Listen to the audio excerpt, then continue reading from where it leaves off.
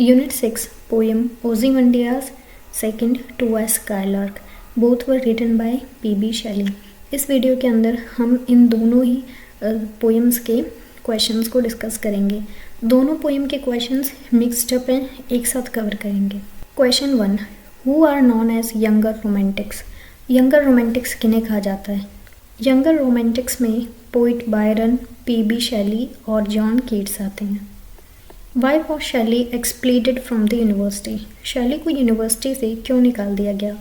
क्योंकि उन्होंने necessity of atheism के ऊपर एक पैम्पलेट पब्लिश किया था। इस वजह से उन्हें कैम्ब्रिज यूनिवर्सिटी से निकाल दिया गया।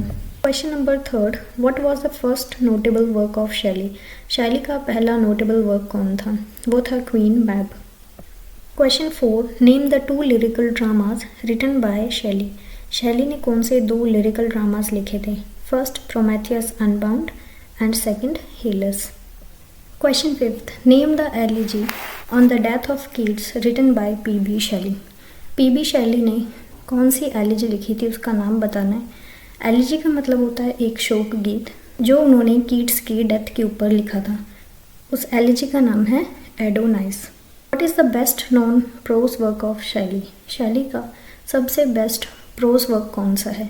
तो वो है defence of poetry. Ozymandias poem के अंदर ओzymandias कौन है?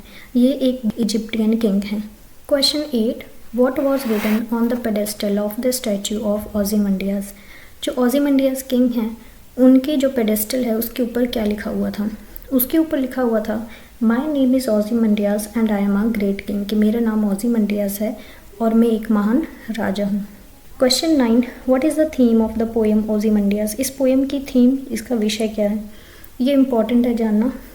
Vanity of human greatness, non yielding attempts to immortalise human grandeur.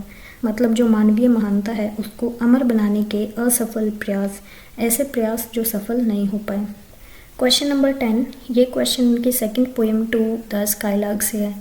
Y does the poet call skylark a spirit.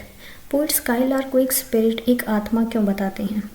Because it pours forth rich melodies of spontaneous music from the sky.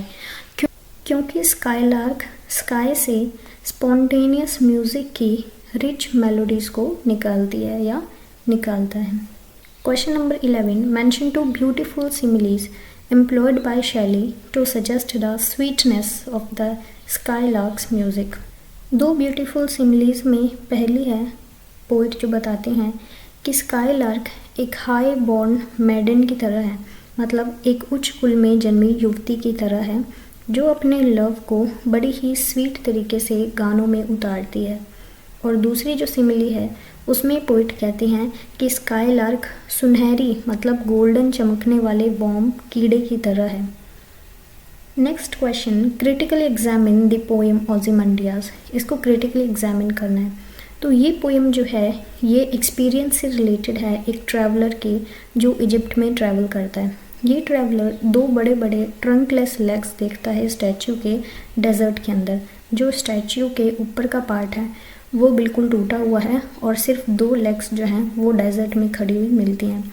उनके पास half buried, मतलब आधा ज़मीन के अंदर गड़ा हुआ एक broken face मिलता है उसी स्टैचू का। उसी स्टैचू का एक टूटा हुआ चेहरे का टुकड़ा ज़मीन पे पड़ा हुआ है। इस फेस के ऊपर हमें सेंस ऑफ अथॉरिटी के एक्सप्रेशन दिखाई देते हैं जो बड़ी ही स्किलफुली स्कल्पचर ने डिपिक्ट किए हैं। आगे पेडेस्टल के ऊपर कुछ वर्ड्स लिखे हुए थे जैसे my name is Ozymandias and I am a great king. और उसके ऊपर ये लिखा हुआ था कि मेरे जो महान काम हैं उनको देखो, मतलब वो किंग कहता है मेरे महान कामों को लिखो जिनकी जो बराबरी है अब कोई भी नहीं कर सकता। और उस टूटी हुई ब्रोकन स्टैचू के चारों तरफ एक बड़ा सा डेजर्ट है, रेगिस्तान है। यह पोएम जो है ये एक तरीके की सोनेट है और सोनेट फॉर्म जो थी वो रियली शैली को ज़्यादा सूट नहीं करती थी क्योंकि सोनेट्स के ऊपर कुछ रिस्ट्रिक्शंस और स्ट्रेंस लगे हुए होते हैं जिसकी वजह से शैली बड़ा ही इम्पेशेंट फील करते हैं। इसी रीजन की वजह से शैली जो है वो सिर्फ कुछ ही सोनेट्स को लिख पाते हैं और वो उनमें भी डिस्टिंक्शन को अचीव नहीं कर पाते। इस पोएम के अंदर वो बड़ी रिजिडली ओबे नहीं करते इन सब कन्विक्शंस को कि किस तरीके से सोनेट लिखना है। और ये वाली सोनेट जो शैली ने लिखी है इसमें राइम स्कीम को फॉलो नहीं किया गया है और कुछ जो राइम्स हैं वो बड़ी फॉल्टी हैं और गलत हैं, लेकिन फिर भी इसमें फ़्लो की कमी नहीं है। ये उनकी कुछ सोनेट्स में से बेस्ट सोनेट है जो शैली ने लिखी थी।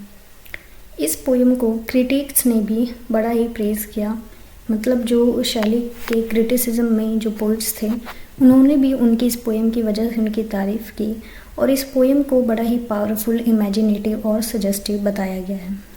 पोइट हमारे माइंड में इस पोएम से सिर्फ एक पिक्चर को प्रेजेंट करते हैं, एक पिक्चर को लेके आते हैं और उससे जो मॉरल है वो हम खुद ड्रॉ करते हैं।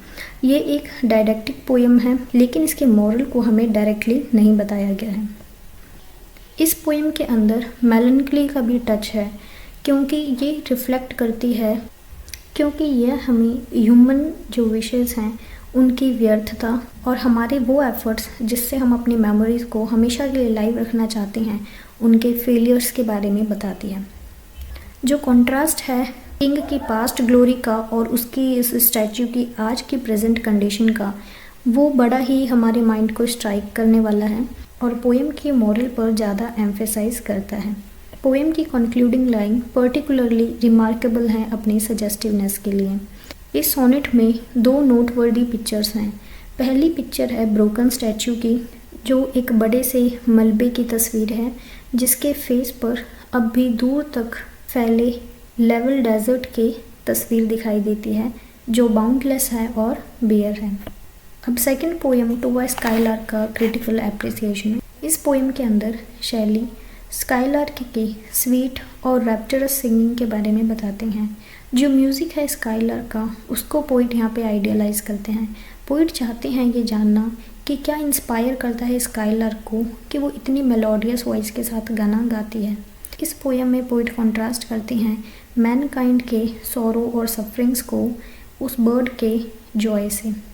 अगर ये पोइट के लिए पॉसिबल हो पाता कि वो एक्सपीरियंस कर पाएँ ग्लैडनेस स्काईलार्क की, तो वो भी शायद इसी तरीके के स्वीट और डिलाइटफुल सॉन्ग्स गा पाता।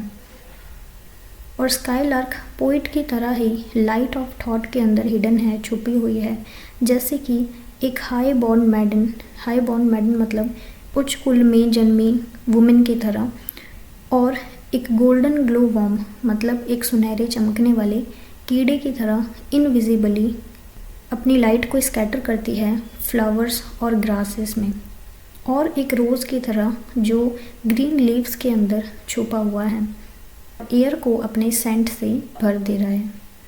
पोइट का जो हार्ट है वो इमोशंस के साथ फ्लडेड है। ये पोएम एक एक्सेप्शनल केस है उनकी पोएम्स में, और हमें ऐसा लगता है कि ये सारी जो चीज़ें हैं वो राइटर के हार्ट या दिल से निकल कर आ रही हैं। It appears to have been written naturally, और ऐसा लगता है कि इसको बड़ा ही नेचुरली लिखा गया है बिना एफर्ट्स के साथ। ये एक प्योर इफ्यूजन है, मतलब शुद्ध प्रवाह है, और ये वाली पोएम एक सुपर्ब एग्जाम्पल है शैली की लिरिकल गिफ्ट का।